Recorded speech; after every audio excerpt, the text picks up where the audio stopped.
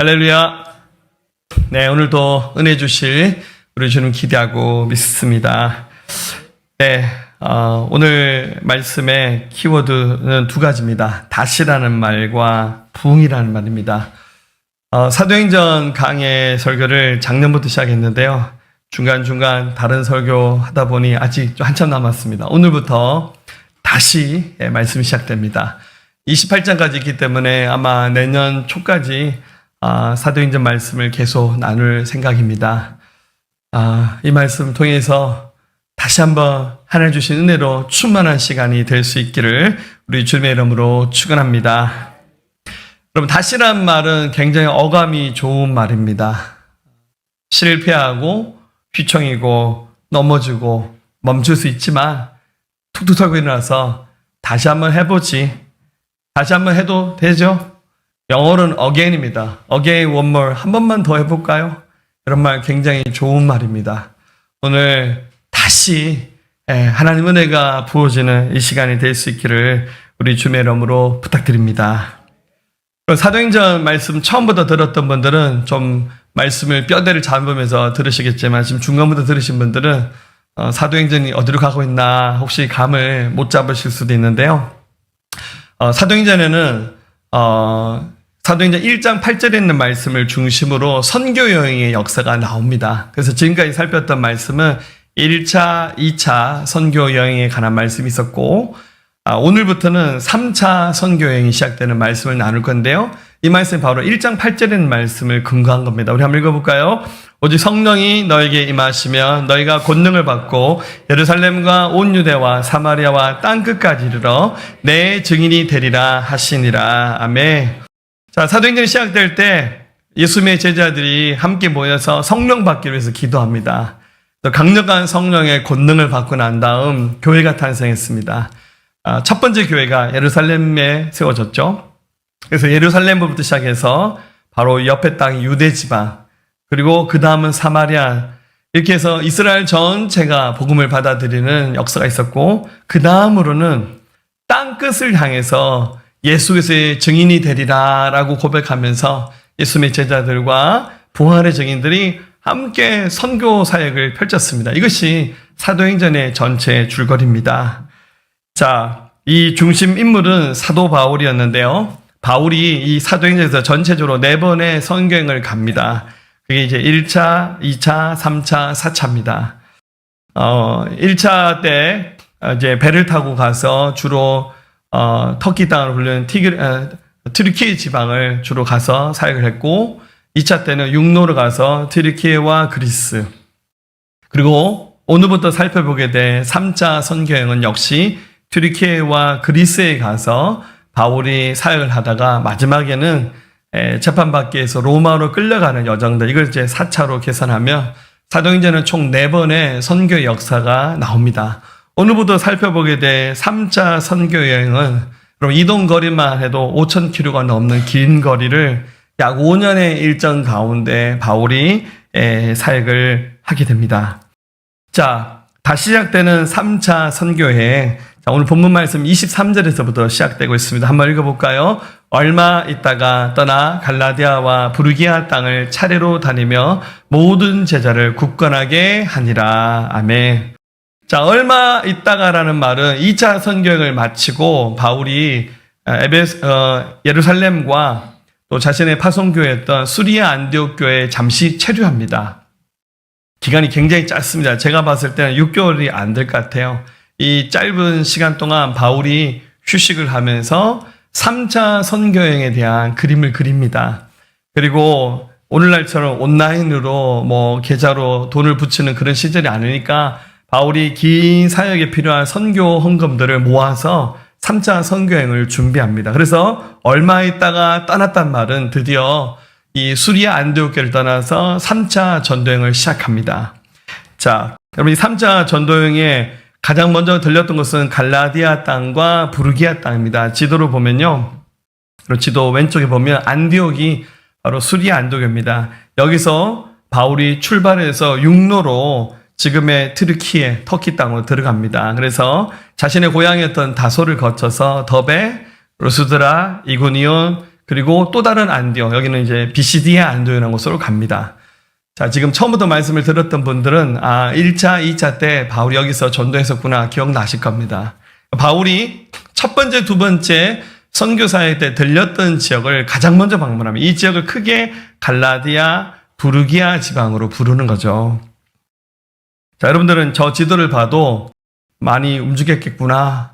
그게 크게 감을 못 잡으시는 것 같은데 제가 얼마 전에 튀르키예로 성지순례 갔다 왔잖아요. 여러분 이 거리가 장난이 아닙니다. 저희는 감사하게 그리스는 우등버스가 없던데 튀르키예는 우등버스가 있더라고요. 그래서 의자 3열이 있는 버스. 좀 그래도 편하잖아요. 버스에 와이파이 됩니다. 할렐루야. 엄청 느리긴 하지만 이 먼 거리를 차로 다녔는데요. 누가 만약 내일 아침 목사님 튀르키예 비즈니스 클래스 공짜입니다. 다녀오세요 하면 저 안 갑니다. 할렐루야. 왜냐하면 너무 먼 거리를 차로 이동하면서요. 제가 완전 혼났어요. 차에서 정말 허리 아프고. 근데 한편으로는 차를 타고 다니는데 이렇게 힘든데 바울은 얼마나 힘들었을까. 여러분 근데 특별히 이 지도상에 잘 표시는 안 돼 있지만 여러분들 여기 안디옥에서 출발해서 이 튀르키예로 갈 때 사람들이 주로 다니는 도로가 있는데요. 도로가 굉장히 열악했습니다. 이때 사람들이 주로 많이 다녔던 것은 토로스로 불려주는 산맥이 있습니다. 이 바울은 토로스 산맥을 넘나들면서 이 튀르키예로 갔습니다. 저도 이제 튀르키예 순례 중에 가이드가 목사님들 보세요. 옆에가 토로스 산맥입니다. 한눈에 봐도요. 와, 우리나라 무슨 설악산을 보는 것 같았어요. 태백산맥 그 정도로 이 튀르키예 전체를 덮고 있는 산맥입니다. 바울 일행은 저 토로스 산맥을 걸어 다니면서 전도여행을 다녔습니다. 굉장히 갑자기 마음이 숙연해지더라고요. 힘들다 그랬는데 바울은 얼마나 힘들었을까 이런 생각에 이 3차 선교여행도 만만치 않은 일정이었구나 라는 생각을 한번 가져봅니다. 바울이 토로스 산맥을 건너면서 이제 바울이 집중해서 가고자 했던 곳은 바로 에베소였습니다. 자, 바울이 이 안디옥에서 시작해서요, 이제 비시디아 안디옥입니다. 여러분들 지금 바울이 이 튀르키예 서부 해안, 여기에 해안 도시가 쭈르륵 있는데 우리 계시로 나온 7개 교회가 대부분 이 지역에 있습니다. 바울이 목적지로 삼았던 것은 바로 에베소입니다. 처음부터 바울은 에베소를 머릿속에 그리면서 나는 3차 전도여행은 무조건 에베소로 간다라고 생각하면서 또 이 먼 거리를 이동합니다. 자, 바울이 이 에베소에 가서 만나야 될 사람들이 있기 때문에 그곳에 가는데요. 바울이 에베소를 도착하기 전에 먼저 한 사람의 이야기가 오늘 성경에 소개되고 있는데 이 사람은 바로 아볼로라는 사람입니다. 자, 오늘 말씀은 아볼로라고 하는 이 개인의 삶에 일어난 일들에 대해서 먼저 나누고 두 번째는 바울이 에베소 교회에서 행했던 사역에 대해서 나누기를 원합니다. 여러분 이 아볼로라는 사람을 한마디로 표현하면 이 사람은 준비된 사람, 준비된 제자라고 표현할 수 있습니다. 자, 한번 24절, 25절 말씀 보면 그가 어떤 사람이 잠깐 소개되어 있죠. 읽어봅니다.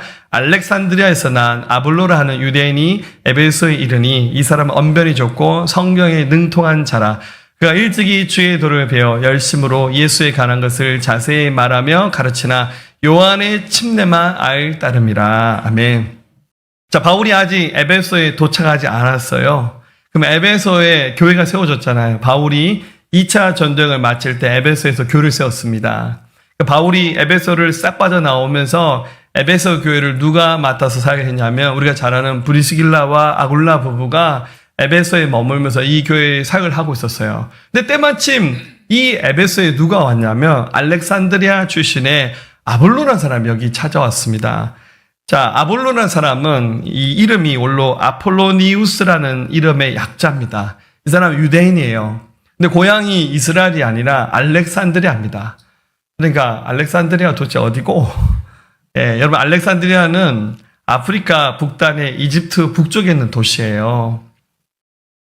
이 사람이 유대인인데 왜 알렉산드리아에서 태어났겠습니까?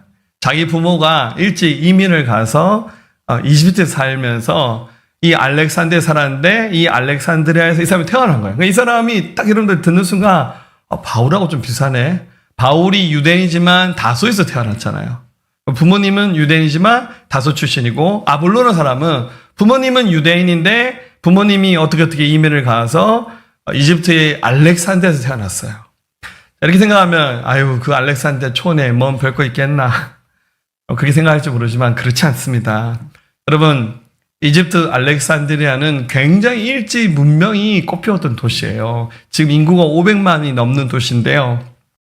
그리고 알렉산드리아 하면 당시 그리스의 교육과 철학의 중심지였고 유명한 철학자 필로가 이곳에서 일했던 곳입니다.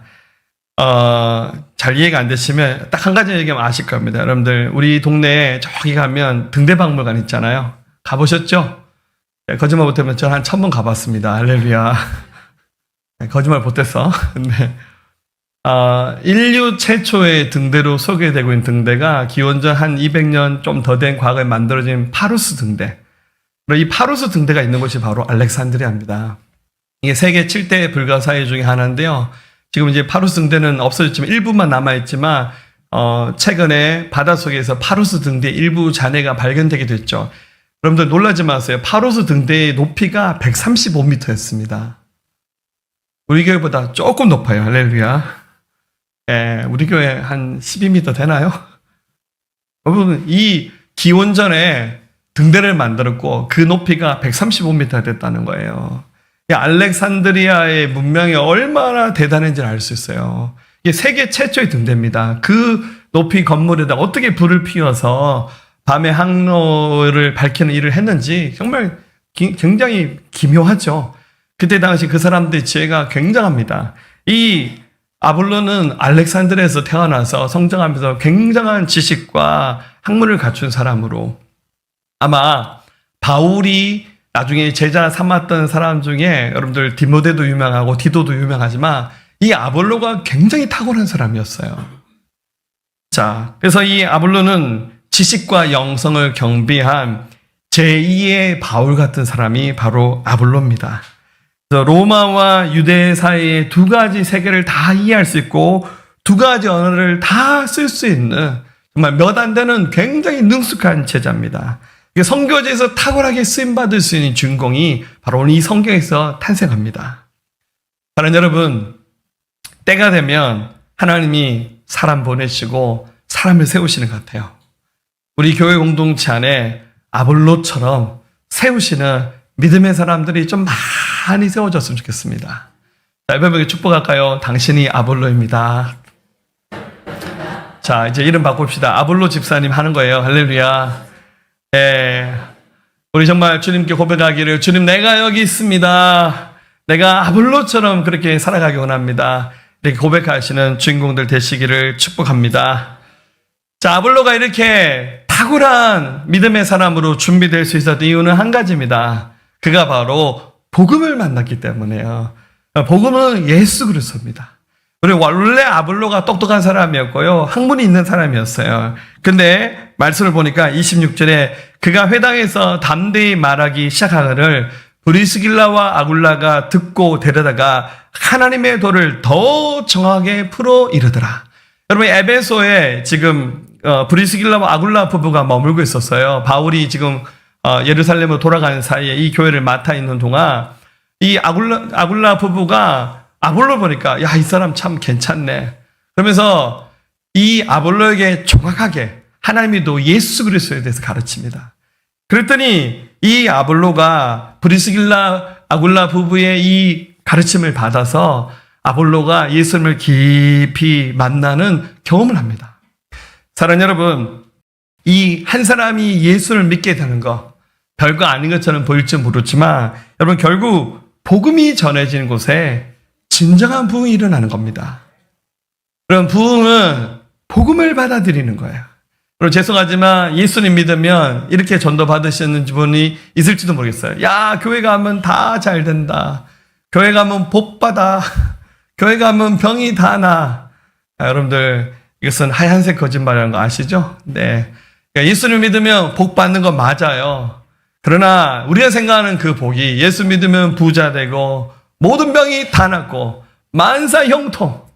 저도 좀 그랬으면 좋겠어요.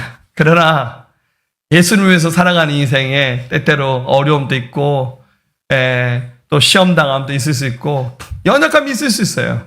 다만 이것을 믿음으로 이겨내고 승리함을 통해서 하나님께 영광이 되는 거예요. 그럼 아볼로가 경험했던 그의 인생의 부흥은 예수님을 만나서 그가 변화되는 거예요. 영적인 재생산을 해나가는 것이 여러분 그게 바로 부흥입니다. 그래서 여러분들 이 아볼로가 변화되고 난 다음에 이 에베소 교회 사람들이 아볼로 참 괜찮다. 그러면 빨리 네가 그리스로 가라. 그리스 가서 고린도 교회를 좀 도왔으면 좋겠다. 여러분 바울이 2차 전쟁을 할 때 고린도 겐그리아 사역을 마치고 그 사이의 바다 이름이 뭐랬죠? 에게해. 그죠? 에게해란 부르는 지중해 그 바다를 건너서 에베소를 갔었어요.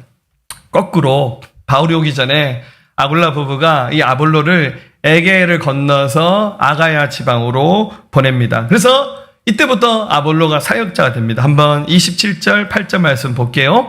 아볼로가 아가야로 건너가고자 하므로 형제들이 그를 격려하며 제자들에게 편지를 써 영접하라 하였더니 그가 가매 은혜로 말미암아 믿은 자들에게 많은 유익을 주니 이는 성경으로서 예수는 그리스도라고 증언하여 공중 앞에서 힘있게 유대인의 말을 이김이러라. 아멘. 자, 지금 터키와 그리스 사이에 에게라 불리는 바다가 있는데요. 자, 이 에베소에서 이 에게를 건너서 그 그리스 지방을 아가야라 불렀는데 거기 중심 도시가 고린도입니다. 그래서 이 고린도로 아볼로를 파견한 거예요. 미리 편지 써서 우리 아볼로 보낼 테니까 아볼로를 좀 여러분들이 잘 받아줘 좋겠다고. 여러분들 고린도 교회를 설립한 사람은 바울입니다. 여러분 그래서 바울이 고린도 전서에서 이런 말 하잖아요. 나는 심었고 아볼로는 물을 주었을 때 자라게 하시는 이는 하나님이시라고. 첫 번째 사역자는 바울이었지만 나중에 이 고린도 교회를 더 풍성하게 일으켜 세운 일을 했던 사람은 아볼로였어요. 그래서 이 모든 일들을 하게 하시는 분은 하나님이시라고. 그러면 아볼로는 신학자였고 또 영성을 갖춘 분이었어요. 그래서 탁월하게 가르쳤어요. 28절 보세요. 유대인들의 말을 이겼다고. 그 동네 반대한 유대인들이 아볼로의 말을 감당할 수 없었어요.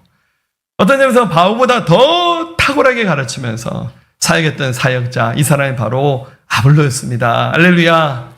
사랑하는 여러분, 부흥은 한 사람이 예수를 믿는 것부터 시작해서 그 사람으로 말미암아 또 새로운 사람이 예수를 믿고 믿는 영적 재생산이 일어나는 것이 그게 바로 부흥입니다. 할렐루야. 어젯밤에 제가 정말 개꿈을 꿨습니다. 꿈에 개가 나왔어요. 정말로. 도도 말도 필요 없는 개꿈을 꿨습니다. 혹시 여러분 교회 뒷마당 가보셨나요? 우리 교회 강아지 2마리가 없어졌어요. 네. 여기 근처에 일하시는 분이 계속 우리 교회 강아지를 호시탐탐 노리셨어요. 그러면서 저한테 목사님 저 강아지 주세요. 제가 키울래요. 이렇게 자꾸 얘기를 하시길래 제가 고민하다가 저는 밥 주고 똥 치우는 거 외에는 잘 못하거든요. 그래서 그냥 주인 있을 때 줘야겠다는 생각이 들어가지고 지난주 금요일날 찾아오셔서 강아지 2마리 다 가져가셨어요. 이놈들이 얼마나 정이 없는지 뒤돌아보지 않고 그냥 가버리대요. 그래서 제가 욕했어요. 이놈 개새끼들 하면서 욕 아닙니다. 할렐루야. 네, 정말 뒤돌아보지 않고 가대요. 그래서 제가 정말 개들은 똑똑한 놈들 키워야 되는가 보다. 네, 그래서 좀 마음 한편에 좀 섭섭하기도 했죠. 네, 오랫동안 키웠는데 어젯밤에 그 강아지가 나와서 그러니까 개꿈을 꿨죠. 근데 우리 강아지 2마리가 있는데 한 마리가 꿈에 우리 예배당인지 저희 집인지 모르겠지만 있는데 누가 와서 목사님 강아지가 새끼 낳는다고 얘기하는 거예요. 제가 그래요 막 쫓아갔더니 그 강아지가 새끼 놓은 지가 없는데 갑자기 새끼를 놓는데 제가 강아지를 받았어요. 1마리, 2마리 너무 많이 낳는 거예요. 한 9마리, 10마리 놓는데 태어나자마자 여러분들 이제 숨을 제대로 못 쉬잖아요. 제가 그 피 묻은 강아지를 입으로 후 불어서 숨 쉬라고. 그랬더니 얘네들이 꼬물꼬물 움직이면서 다 살아나더라고요. 그러더니 원래 여러분 강아지 태어나면 못 긋잖아요, 처음에는. 근데 한 10마리 넘는 애들이 순식간에 막 움직이다는데 제가 너무 강아지가 많아서 머릿속에 이게 다 어떻게 키우지 하면서 깨니까 꿈이더라고요. 정말 제가 개꿈 전문가입니다. 할렐루야. 그래서 아침에 일어나서 좋은 일이 나겠구나 하는 생각이 들었습니다. 우리 육신의 강아지는 떠나보냈지만 부흥은 영적 재생산이 일어나는 겁니다. 부흥이란 말이 재생, 리바이벌이란 말에서 나왔잖아요.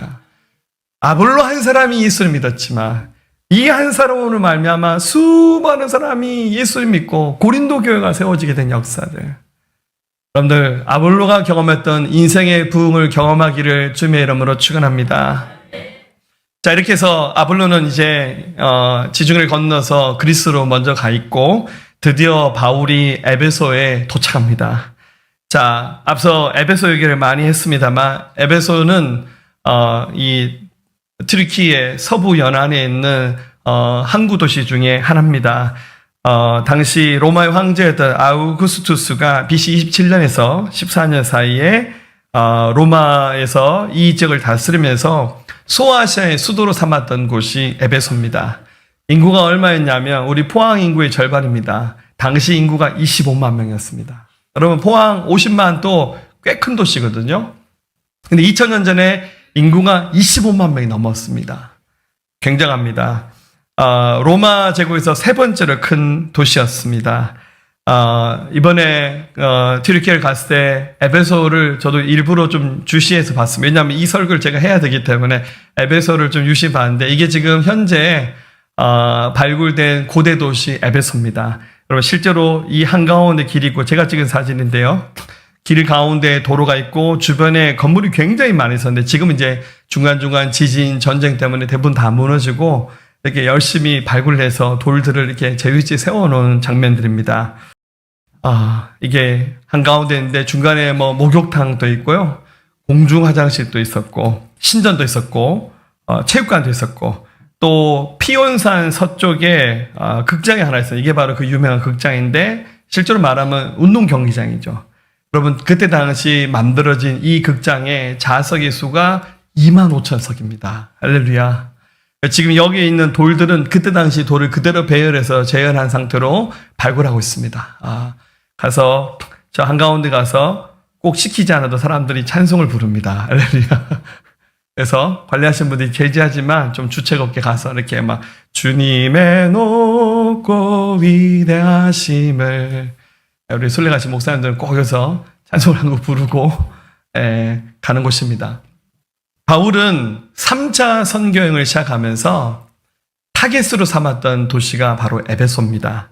바울이 집중했던 선교지는 바로 에베소죠. 1절에 아볼로가 고린도에 있을 때 아볼로는 이제 미리 고린도 그리스로 가 있고 바울은 윗지방을 돌아서 드디어 에베소에 도착해서 다른 제자들을 만났습니다. 자, 왜 하필이면 에베소일까요? 여러분 바울은 왜 선교여행 처음부터 에베소를 타겟으로 삼으면서 했을까요? 그 이유를 정확히 알 수는 없지만 사역자가 가지고 있는 영적인 통찰력의 결과인 것 같아요. 바울은 선교 사역의 핵심 구심점 역할을 바로 이 에베소가 하겠구나라는 것을 영적으로 느꼈던 것 같아요. 그래서 2차 전도의 말미에 잠깐 에베소에서 복음전에서 교회가 세워지고 3차 여행이 시작되자마자 바울은 무조건 에베소에서 달려가는 거예요. 결국 이 바울의 판단은 틀리지 않았습니다. 나중에 1세기 기독교에 큰 부흥이 왔을 때 여러분들 하나님께서 귀하게 쓰셨던 장소가 바로 에베소. 나중에 우리가 잘 아는 사도 요한이 마지막까지 목회하면서 머물렀던 교회가 에베소. 지금 사도 요한의 무덤도 에베소에 그대로 있습니다. 저는 가끔씩 이런 생각을 한번 해봅니다. 엉뚱한 생각일 수 있지만 나는 왜 대한민국에서 태어났을까? 나는 왜 하필이면 포항에서 살고 있을까? 하필이라 그러면 좀 기분 나쁘죠? 왜 나는 포항에서 살고 있을까? 나는 왜 포항 새생명교회 또 개척을 했고 여기서 목회하고 있을까? 또 우리 교회를 하나님께서 왜 세우셨을까? 또 지금의 양들인 여러분과 제가 만났잖아요. 운명적인 만남입니다. 할렐루야. 또 앞으로 주님은 어떤 일을 하실까? 우리가 남기게 될 역사의 최종적인 결과는 무엇일까? 이런 생각을 제 자신을 향해서 문득문득 던져봅니다. 여러분 똑같이 여러분 지금 인생의 어느 순간을 사시다 여기 서 계시잖아요. 지금 인생의 굉장히 많은 부분들을 이미 반환점 도신 분들 한 3분의 2 정도까지 가신 분도 계시죠? 예. 은혜스럽게 다 밥만 왔다 합시다. 할렐루야. 예. 우리 인생에 어느 순간 서 있고 분명히 우리가 아볼로가 예수를 믿었던 것처럼 에베소라는 도시가 바울의 전도를 통해서 복음을 받아들여서 교회가 세워졌던 것처럼 똑같아요. 여러분들. 시간과 역사의 그 공간의 차이만 있을 뿐이지 에베소 교회가 복음을 받아들였던 것과 여기 있는 우리가 이 복음을 받아들인 것, 에베소도 항구 도시고 또 포항도 항구 도시잖아요. 의미가 있잖아요. 왜 우리가 이 자리에 서 있을까요? 그 해답을 다는 알지 못합니다. 분명한 것은 하나님의 선택이고 하나님의 섭리인 줄로 믿습니다. 바울이 어떤 영적인 감흥을 받았는지 모르겠지만 어떤 영적인 통찰을 가지고 에베소에 집중했던 것처럼 우리를 부르신 이 부르심 앞에 여러분 집중하셔야 되고 여기 열정을 쏟으시면서 저와 여러분들이 가지고 있는 소중한 옥합을 깨트릴 때 여기서 역사가 쓰여질 수 있다는 거예요. 당시에 에베소에 25만 명이 살았지만 그 25만 명이 다 주인공은 아니에요. 이번에 수리되다 보니까 지금 에베소 인구는 3만 명밖에 안 되더라고요. 굉장히 작은 도시가 되었어요. 역사에 등장했던 수많은 사람들이 있지만 결국 집중하면서 자기 것을 깨뜨렸을 때 그 사람을 통해서 하나님 역사를 쓰셨다는 거예요. 요한복음 12장 24절 내가 진실로 진실로 너에게 이르노니 한 알의 밀이 땅에 떨어져 죽지 아니하면 한 알 그대로 있고 죽으면 많은 열매를 맺는다 말씀하셨어요. 그거 여러분들 그냥 움켜쥐고 그냥 쓰지 않고 그냥 꼭 쥐고 있으면 한 알 그대로 있는 것에 불과한 거예요. 그렇지만 우리 인생에 아무리 소중하고 값진 것이라 할지라도 주님이 원하신다면 기꺼이 깨뜨려서 우리 자신을 희생할 때 거기서 역사가 시작될 수 있다는 사실을 기억하셨으면 좋겠습니다. 에베소는 굉장한 부흥을 경험하면서 역사의 중심 가운데 서게 됩니다. 바울이 이것을 보면서요, 여기서 제자들 몇 사람을 만났습니다. 이들에게 꼭 필요한 것이 있는데 그것은 그들이 하나님의 성령을 깊이 경험하는 거예요.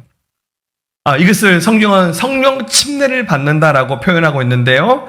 여러분들 바울이 여기에서 만난 제자들을 믿음 상태를 체크해 보니까 다 복음은 있어. 예수님 만났다는 거예요. 예수님 믿고 구원받았다라는 신앙 고백을 합니다. 근데 보니까 아직 뜨거운 성령의 체험은 없는 거예요. 그래서 바울이 이 장면을 보면서 2절에서 7절 말씀 쭉 보면서요. 그들이 침례 받은 적이 있냐고, 성령 침례 받은 적이 있냐고 바울이 물어봅니다. 그랬더니 제자들이 아니 우리는 요한이 가르쳐준 물 침례밖에 모른다. 여러분들 침례, 우리 교회는 또 침례 교회니까 원래 성경적인 방법 원형 그대로 하죠. 물속에 푹 들어가서 물 침례를 받습니다. 제자들이 물 침례만 받았다라고 말하니까 바울이 말하기를 4절에 바울이 이르되 요한이 회개의 침례를 베푸며 백성에게 말하되 내 뒤에 오신 이를 믿으라 했으니 이는 곧 예수라 하거늘 그들 듣고 주 예수 이름으로 침례를 받으니 바울이 그들에게 안수하며 성령이 그들에게 임하심으로 방언도 하고 예언도 하니 모두 12사람쯤 되니라. 이 12명의 제자들이 바울의 안수 기도를 받고 강력한 성령의 침례를 받습니다. 예언도 하고 방언도 하면서 그들이 하나님을 경험했어요. 그래서 어떻게 됩니까? 이 12명이 완전히 불덩어리가 되는 거예요. 그래서 이들이 바울과 함께 에베소라는 도시를 접수합니다. 그리고 이 에베소 도시 곳곳을 돌아다니면서요, 함께 복음을 전하면서요, 하나님의 말씀을 나눕니다. 그래서 이 에베소 교회가 하나님의 말씀을 받는 일들이 일어납니다. 자, 8절에서 10절 말씀 보겠습니다. 바울이 회당에 들어가 석 달 동안 담대히 하나님 나라에 관하여 강론하며 권면하되 어떤 사람들은 마음이 굳어 순종하지 않고 무리 앞에서 이 도를 비방하거늘 바울이 그들을 떠나 제자들을 따로 세우고 두란노선에서 날마다 강론하니라. 2해 동안 이같이 하니 아시아에 사는 유대인이나 헬란이나 다 주의 말씀을 듣더라. 아멘.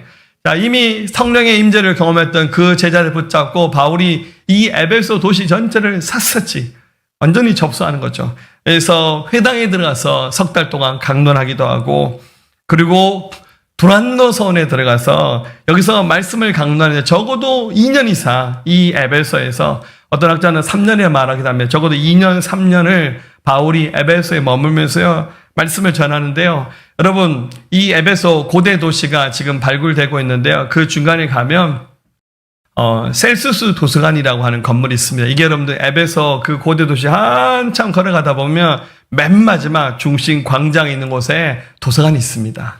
예, 제가 여기를 갔다 왔습니다. 할렐루야.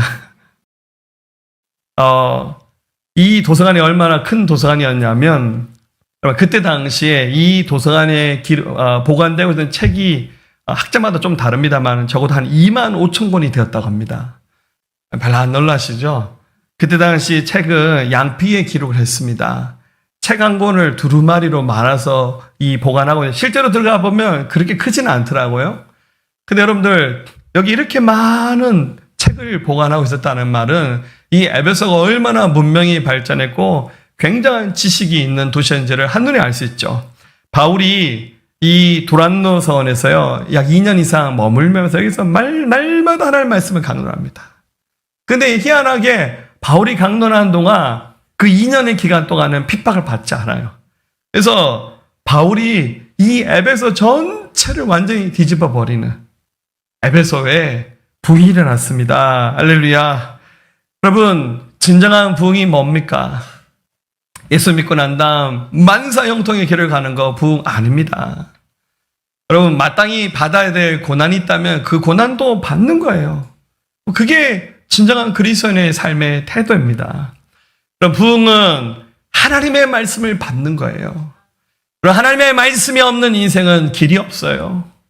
소망이 없습니다. 어디다 자신의 인생의 모든 열정들, 에너지를 쏟아야 될지를 모르는 거예요. 그럼 하나님의 말씀에 감동되는 순간부터 길이 보이고 또 마땅히 걸어가야 될 자신의 그 부르심을 향해서 순종한 길을 가게 되는 겁니다. 여러분, 침례 요한이 하나님의 길을 갔던 그 장면을 보면 요한은 여러분 아이를 낳지 못했던 나이 들었던 사가랴와 엘리사벳 그 가정에서 태어났잖아요. 하나님 은혜로 기적적으로 태어났어요. 근데 이 사가랴 부부가 일찍 세상을 떠났어요. 요한은 어떻게 합니까? 광야에 들어가서 성장합니다. 누가복음 1장 80절 아이가 자라며 심령이 강해지며 이스라엘에게 나타난 날까지 빈들에 있으니라. 요한이 고아처럼 광야에 들어가서 성장하면서요, 그의 몸도 자라고 심령이 강해졌단 말, 그의 스피릿, 그의 영이 강해졌다는 뜻입니다. 그때까지 이스라엘에서 사역하기 전까지 빈들에 머물렀다는 거예요. 왜 그렇습니까? 하나님의 말씀을 집중하여 들을 수 있는 곳이기 때문에 그렇습니다. 사랑하는 여러분들, 그 사람의 믿음의 수준을 가늠할 수 있는 방법 굉장히 쉬워요. 말씀을 듣는 태도만 보면 이분 믿음이 잘하고 있구나. 죄송하지만 예배 시간에 맨날 졸리고 말씀 무슨 뜻인지 하나도 모르겠습니다. 당연히 그럴 수밖에 없어요. 그게 영적인 실력인 거예요. 영적으로 내가 성장하고 영적으로 힘을 얻게 되는 순간부터 하나님의 말씀이 잘 들려요. 이해됩니다. 그 말씀을 흡인력 있게 받아들이면서요, 믿음은 들음에서 나고 들음은 그리스도의 말씀을 말미암다 말씀해 주셨잖아요. 하나님 말씀을 들을 때 믿음이 자라나요. 그러면서 이 요한이 사역을 하잖아요. 누가복음 3장 2절 안나스와 가야바가 대제사장에 있을 때 하나님의 말씀이 빈들에서 사가랴의 아들 요한에게 임한지라. 그러고 난 다음 요한이 어떻게 됐습니까? 예수 오실 길을 예비하는 구약의 마지막 선지자로서의 사명을 감당했습니다. 사랑하는 여러분들, 말씀이 있는 곳에 부흥이 일어납니다. 우리도 어쩔 수 없이 여러 가지 어떤 프로그램을 하기도 합니다. 교회를 움직여 가기 위해서. 그래, 여러분들, 교회의 중심은 프로그램이 아닙니다. 교회의 중심은 예배가 되어야 되고 말씀을 듣는 자리가 되어야 됩니다. 제발 저한테 좀 찾아와서 목사님 설교 좀 더 길게 해주세요. 할렐루야. 예배 한 번만 좀 더 드립시다. 할렐루야. 너무 좋습니다. 왜냐하면 그게 부흥입니다, 여러분들. 죄송하지만 말씀 듣기 싫고 말씀을 들을 때마다 뭔가 부딪히고 막 길을 닫고 싶고, 여러분 그건 우리가 바람직하지 않은 방향으로 가고 있다는 증거예요. 우리 에베소 교회가 말씀을 인하여 부흥이 일어난 것처럼 우리 새생명교회가 하나님의 말씀을 인하여 큰 부흥이 일어나기를 주님의 이름으로 축원합니다. 여기서 멈추지 않고요. 에베소 교회는 굉장한 이적도 일어납니다. 하나님께서 기적을 경험하게 하셨는데요. 11절, 12절 말씀 보면 하나님이 바울의 손으로 놀라운 능력을 행하게 하시니 심지어 사람들이 바울의 몸에서 손수건이나 앞치마를 가져다가 병든 사람에게 얹으니 그 병이 떠나고 악기도 나가더라. 할렐루야. 여러분, 바울이 지금 사역을 하는데요. 굉장한 이적을 나타나게 하셨어요. 병자가 치유되고 악한 영들이 추방된 역사가 나타났습니다. 근데 바울이 이 큰 도시 사역을 감당할 때 몸은 하나인데 사역은 너무 많으니까 사람이 너무 급하니까 바울한테 그러지 말고 바울 그 손수건 좀 빌려달라고. 그리고 앞치마, 바울이 쿠킹을 했기 때문에 앞치마가 아니라 바울이 텐트 메이커였잖아요. 낮에는 천막 만드는 일하고 밤에는 말씀 강론을 했죠. 앞치마란 말은 작업복을 입고 있었는데 그 옷을 말하는 거예요. 너무 급하니까 옆에서 지금 사람 죽어 넘어가고 손길 필요하니까 그냥 당신 그 앞치마라도 좀 벗어주고 손수건을 달라고. 이걸 가져가서 병든 사람 얹었더니 병이 나와버렸어요. 할렐루야. 물론 여러분들 이런 방법을 우리가 기독교 세계에서 보편적인 방법으로 쓸 수는 없어요, 여러분. 우리 기독교 세계가 이런 신비한 현상들을 보편적인 방법으로 치유의 수단으로 사용하지는 않았어요. 그러나 여러분들 가끔씩 예수님도 보편적이지 않은 방법을 쓰셨어요. 어떻게 하셨어요? 맹인을 보고는요, 침을 뱉어서 진흙에서 눈에다 붙여주면서 야, 너 신라 없는 병에서 씻으라고. 가서 씻었더니 눈이 나와버렸어요. 만약에 여러분 이런 것을 보편적인 방법으로 사용하면 어떻게 됩니까? 기독교 서점에 팔아야 돼요. 침 묻은 진흙. 할렐루야. 가끔씩 이단 중에서 밀가루 반죽해서 갖다 붙이는 그런 이단도 있더라고요. 지난주에 간제 보니까 우리 육회수 사면 아플 때 그런 데도 가봤다 하더라고. 밀가루 반죽해가지고요. 그거 어디 갖다 붙이면 낫는데요. 여러분 그러면 우리 기독교 세계에 난리가 나죠? 예비 시간에 제가 나을지어다. 그리고 이 손수건 신방대식 갈 때 우리 전사 이거 좀 그 집에 갖다 주라고. 예. 뭐 하나님 그렇게 해서 역사하실 가능성 1%는 있습니다. 성경에서 그렇게 하셨으니까. 그러나 우리가 보편적인 방법으로 우리가 받아서 쓰지는 않아요. 분명한 것은 하나님이 그렇게 역사하셨다는 거예요. 그러니까 하나님의 말씀을 통해서 예수 그리스도의 주되심에 대해서 들었고 또 실제로 성령에서 기름 부으시고 병든 자를 위해서 기도하니까 막 낫고 악한 영이 추방되고 부흥이 일어날 수밖에 없었어요. 인구 25만 명이 되는 에베소가 완전히 뒤집어졌어요. 사랑하는 여러분들, 우리 새생명교회 안에도 이런 기적이 많이 나타났으면 좋겠어요. 나 예수를 믿고 나 하나님의 자녀가 됐습니다라는 간증이 쏟아졌으면 좋겠어요. 하나의 은혜로 내 병도 나았습니다. 할렐루야. 우리 집안의 역사는 어둠의 권세가 예수의 이름으로 파해졌습니다. 이런 간증들이 많이 쏟아졌으면 좋겠습니다. 우리 새생명교회 안에 성령의 능력과 말씀의 능력으로 큰 부흥이 일어날 것을 믿습니다. 자, 그런데 이 에베소 안에 좋은 일도 있었지만 영적 대결도 있었습니다. 이 말씀, 자세한 말씀은 다음 주에 나오겠지만요. 자, 이 장면을 가만히 보면서요. 여러분 에베소에 특별히 회심했던 사람들 중에서 원래 마술을 했던 주술가들이 예수를 믿는 사람도 있었어요. 이 장면을 보니까 너무 신기한 거예요. 자기들은 책에 나오는 주문이어서 막 이렇게 흉내를 내는데 바울은 예수 이름으로 하면 다 되는 거예요. 그래서 13절, 14절 말씀 보니까 어떻게 합니까? 흉내냅니다. 바울이 전하는 예수님 이름으로 명령하는 이 흉내를 내는 거예요.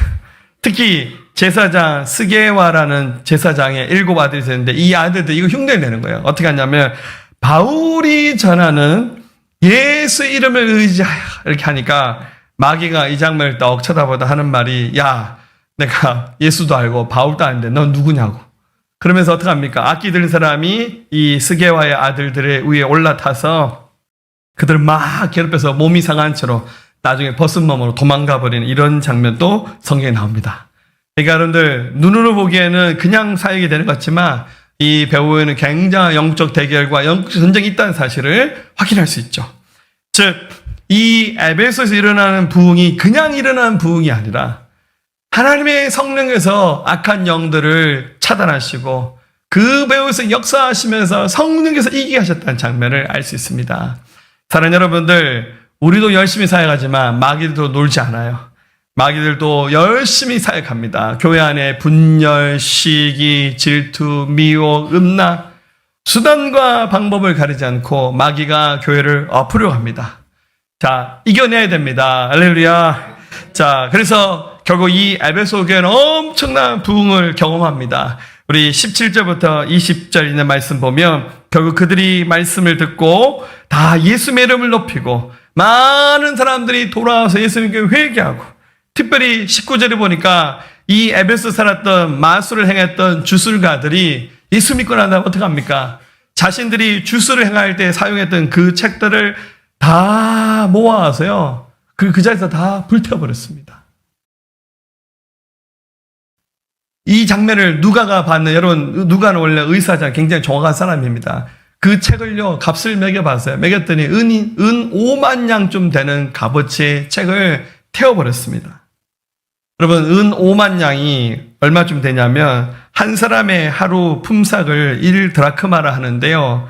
이게 5만 일을 해야 받을 수 있는 품삯입니다.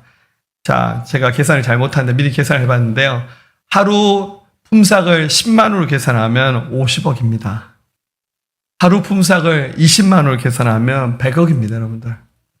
그때는 책이 엄청나게 비쌌어요. 그런데 예수를 믿는 그 믿음이 더 귀하기 때문에 그거 하나도 뜨겁다 생각하지 않았어요.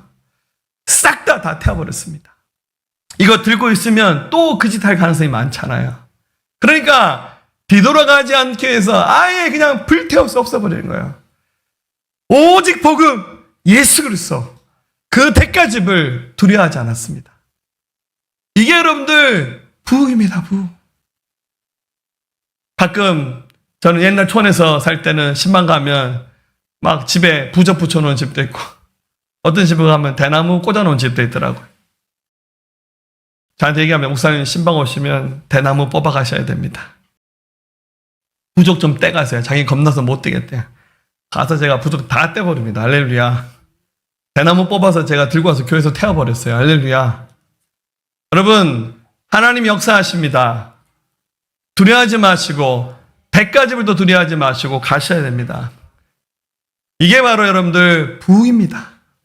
부흥은 예수를 믿는 순간 단순히 나의 삶이 뭐가 조금 좋아지고 형편이 나아지고 이런 것이 부흥이 아니라, 예수를 몰랐던 사람이 하나님의 말씀을 듣고 그 복음 앞에 자기 인생을 굴복시켜서 세상에서 아무리 값비싼 것이라 할지라도 그 아깝다 생각하지 않고 그거 다 내려놓는 거, 결단하는 거, 믿음으로 살기를 고백하는 거, 그게 바로 부흥입니다.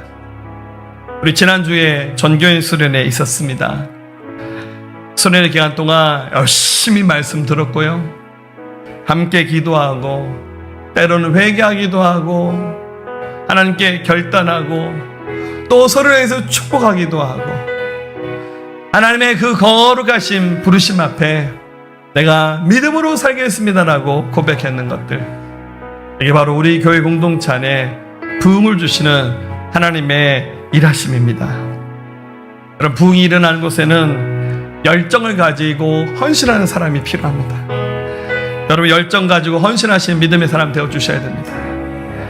말씀을 듣는 자리에 수단과 방법을 가리지 말고 나오십시오. 성령 침례, 성령의 나타나심을 사모하십시오. 복음의 능력으로 큰 부흥을 주실 주님 기대하면서 저와 여러분들이 그 부흥의 역사를 써내가는 일에 주인공으로 쓰임받을 수 있기를 우리 주님의 이름으로 축원합니다. 주 선한 능력으로 하느시네, 그 크신 팔로 날 붙드시네, 절망 속에도 흔들리지 않고 사랑하는 주 얼굴 구하리. 우리 다시 고백할까요? 주 선한 능력으로, 주 선한 능력으로 하느시네, 그 심판으로 날 붙드시네. 절망 속에도 흔들리지 않고 사랑하는 주 얼굴 구하니 선한 능력으로 일어서리 주만을 지으리 믿음으로 우리 고대 안에 주 오실 그날 영광의 새날을 맞이하니 이전의 괴로움 이전의 괴로움 나를 워사고 고난의 길을 걷는다 해도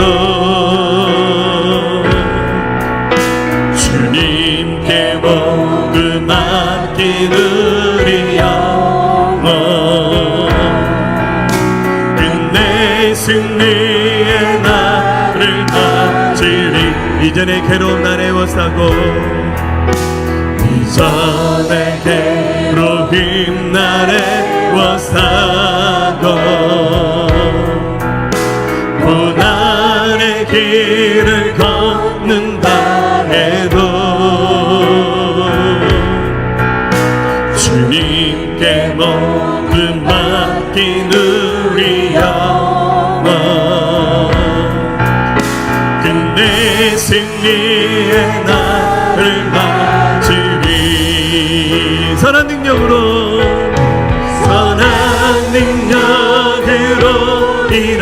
일어서리 주만을 지으리 믿음으로 우리 고대 안에 주 오신 그날 영광의 새날을 맞이 자 우리 괜찮으시면 다 오른손 들고 주님이 마신 고난의 쓴잔을 주님이 마신 고난의 쓴잔을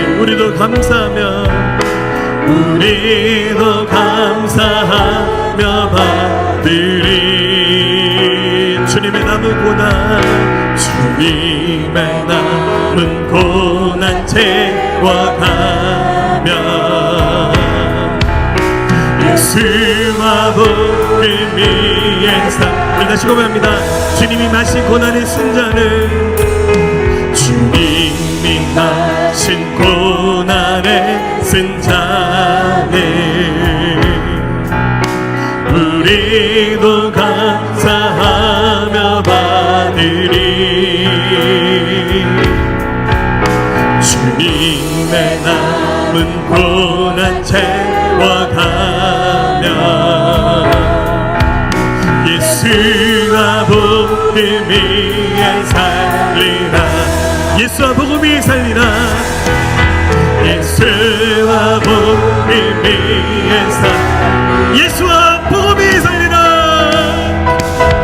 예수와 복음 위에 살리라 선한 능력으로 일어서리 주만을 지으리 믿음으로 아멘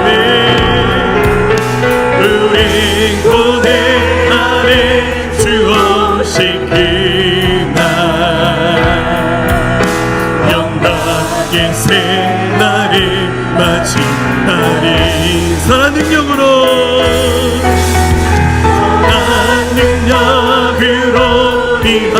일어서리 주만을 지으리 믿음으로 우리 고대 안에 주 오신 그날 영광의 새날을 맞이하리 영광의 새날을 맞이하리 영광의 새날을 맞이하리 승리의 새날을 맞이하리 승리의 새날을 맞이하리 아멘. 이제는 우리 주 예수 그리스도의 은혜와 하나님 아버지의 무한하시고 극진하신 사랑하심과 성령님의 내주하시고 외주하시고 교통하심이 사랑하는 성도들의 모든 심령 가운데 이들의 가정과 일터와 나라 민족과 모든 열방과 우리 새생명교회에 지금부터 영원토록 함께 하옵시기를 간절히 축원하옵나이다. 아멘.